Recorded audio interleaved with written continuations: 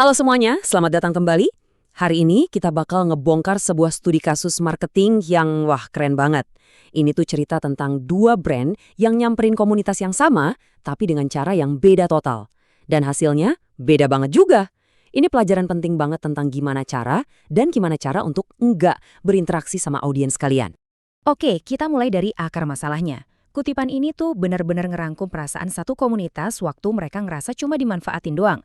Coba deh bayangin, kalian suka banget sama sesuatu, brand yang mau jualan ke kalian malah ngelihat kalian cuma sebagai angka di data penjualan. Ya, inilah yang terjadi kalau koneksinya gagal total. Nah, tapi gimana ceritanya kalau pendekatannya dibalik total? Ini nih pertanyaan inti yang bakal kita jawab bareng-bareng. Pertanyaan ini yang jadi dasar perbandingan antara dua strategi marketing yang, ya ampun kayak langit sama bumi. Oke, kita masuk ke bagian pertama, yaitu pendekatan yang bisa dibilang cukup berani.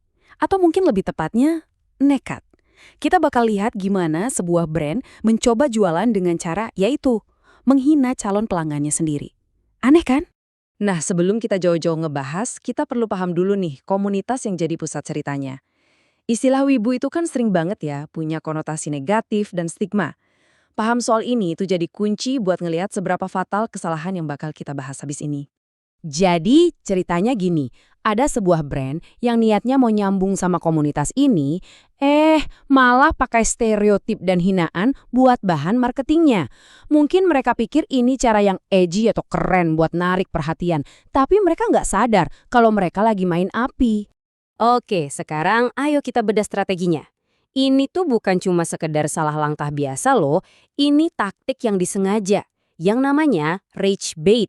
Alias, ya umpan kemarahan, sengaja bikin orang marah. Nah, slide ini nunjukin beda filosofinya yang mendasar banget. Di satu sisi ada rage bait yang cuma peduli sama angka-angka kosong.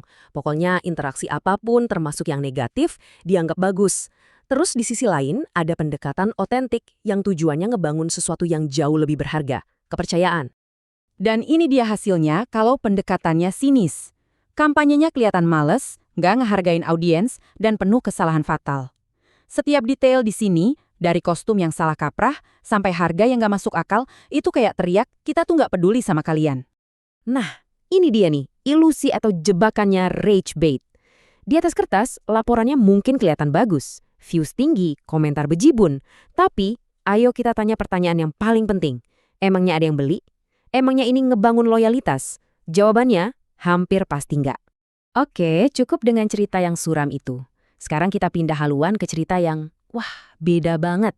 Siapa sangka ya kan